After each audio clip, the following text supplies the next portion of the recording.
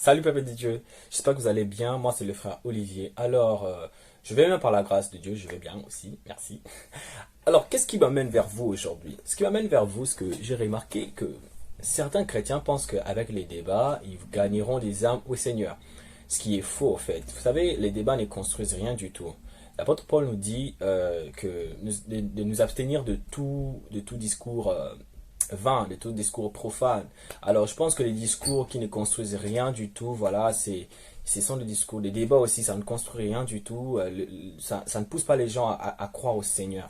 Donc, je pense déjà que nous devons déjà s'abstenir de cela et gagner en temps, vous voyez, parce que le débat nous fait perdre du temps.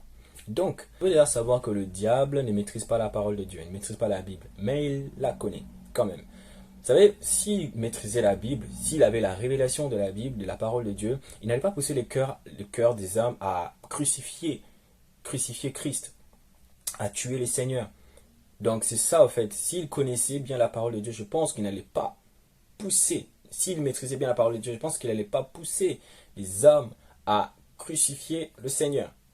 Et c'est ça ce que le diable aime faire aussi. Il aime prendre des textes hors de leur contexte pour les exposer aux croyants, au fait, aux personnes qui ne maîtrisent pas bien la parole de Dieu, afin de le faire tomber.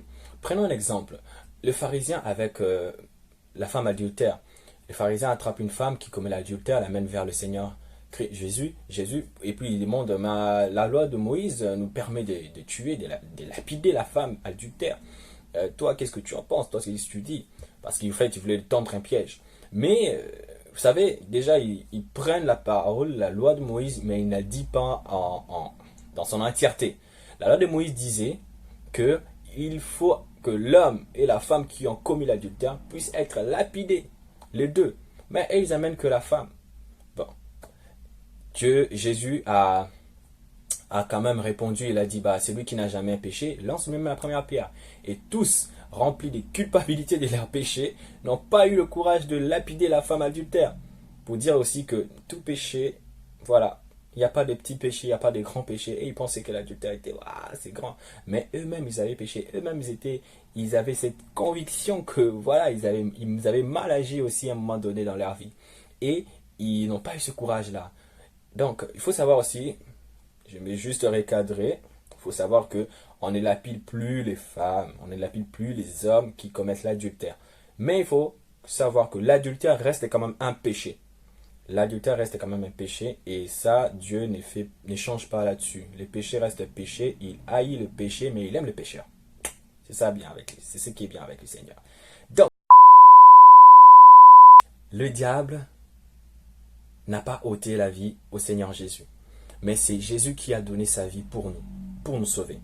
Parce que Jésus dit que personne ne peut lui ôter la vie, mais c'est lui seul qui nous donne sa vie. Il ne partage pas sa vie, il nous la donne. C'est-à-dire, il la donne en entièreté. Il ne prend pas une partie, il donne et puis il garde, il conserve une partie. Non, non, non, il donne sa vie en entièreté. Alors, ce n'est pas le diable qui lui a ôté sa vie. Alors, comme le Christ ne pouvait pas se suicider, parce que le suicide reste un péché, il fallait bien quelqu'un qui puisse le vendre, quelqu'un puisse le tuer. Alors, il fallait un Judas. Donc, Judas a donné accès au diable dans son cœur et il allait vendre le Seigneur et les hommes aussi ont tué le Christ. Mais il faut savoir ceci. Judas avait le choix de se repentir, mais il a plutôt accepté la culpabilité de son péché qui l'a poussé à se donner la mort, à se pendre. Mais Dieu lui donnait toujours un choix. Si il venait, il revenait de son mal, il reconnaissait ce qu'il avait fait et demandait pardon pour avoir trahi, il demandait pardon à Dieu pour avoir trahi les seigneurs, Dieu allait lui pardonner. Voilà. Il faut savoir aussi que quand on est face à la Bible, quand on est face à la parole de Dieu, on est face à deux parties. Donc il y a la partie logos et la partie rhéma. Donc la partie logos qui est la partie de la connaissance, la partie de la raison, et la partie rhéma qui est la partie de la révélation. Le diable connaît la partie logos, mais il ne connaît pas la partie révélation, rhéma. Puisque tu peux bien connaître la parole de Dieu, tu peux bien te dire que voilà, la Bible dit ça, ça, ça, ça, ça, ça. Et tu penses que la Bible est en contradiction. Non. La Bible n'est jamais en contradiction. La Bible, elle est vraie, elle n'est pas fausse. Alors c'est pourquoi le diable, comme il n'a pas la révélation, il pousse les gens dans les débats quand quand il y a des débats autour de la Bible, pour dire que voilà ce que la Bible dit, dit ça, ça, ça, ils n'ont pas la révélation. Ils pensent qu'en lisant la Bible comme un bouquin, comme un livre d'histoire, ils parviendront à, je sais pas, à tirer des contradictions, à tirer des faussetés dans la parole de Dieu. Non, tout ça c'est parce qu'ils ont que la partie logos, connaissance, ils vous ont que la partie la raison, tu vois, mais ils n'ont pas la révélation. Tu vois? Et la révélation vient qu'avec l'aide du Saint-Esprit. Quand tu médites la parole de Dieu, il faut demander l'aide du Saint-Esprit pour qu'il te donne des révélations, afin que la parole de Dieu puisse s'identifier à ta situation, à ta vie. Tu vois? Afin que la parole de Dieu puisse prendre vie en toi et puisse te construire, afin que tu puisses grandir dans ta vie chrétienne. Je donne un exemple. Dans Acte 8, 31, il y avait l'eunuque éthiopien et le diacre Philippe. L'eunuque éthiopien lisait le rouleau, je peux dire, le rouleau d'Ésaïe, du prophète Ésaïe, mais il ne comprenait pas ce qui était écrit. C'est pourquoi Philippe lui pose la question, mais est-ce que tu comprends? Il dit, mais je ne comprends pas.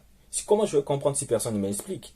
Tu vois? Et un peu plus tard, un peu plus loin, dans le verset 34, il pose la question à Philippe maintenant, mais de qui parle-t-on? Le prophète parle de qui? Il parle de lui-même ou bien il parle d'une autre personne? Vous savez, quand même, il avait une connaissance. Il comprenait que c'est un prophète qui parle de quelque chose. Il parle de quelqu'un. Mais il ne sait pas, il n'a pas la révélation. Il ne sait pas maintenant c'est qui. Pourquoi il y a tout ça là? Tu vois, il ne comprenait pas vraiment le contexte, l'histoire. Et c'est comme ça, le diacre, comme il est rempli du Saint-Esprit, le diacre Philippe, alors il a expliqué.